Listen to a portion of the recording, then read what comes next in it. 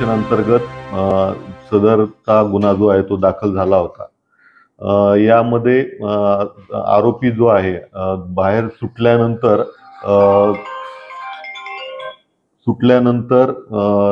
त्यांनी लोकांचा जमाव एकत्र केला होता आणि घराजवळ येऊन संबंधित कारवाई केली होती। आम्हाला ही घटना माहिती पडल्यानंतर त्वरित आम्ही BNS ऍक्ट अंतर्गत गुन्हा दाखल केलेला आहे। गुन्हा दाखल करून यामध्ये एकूण 6 आरोपी होते, त्यातले 3 आरोपींना आम्ही अटक केलेली आहे।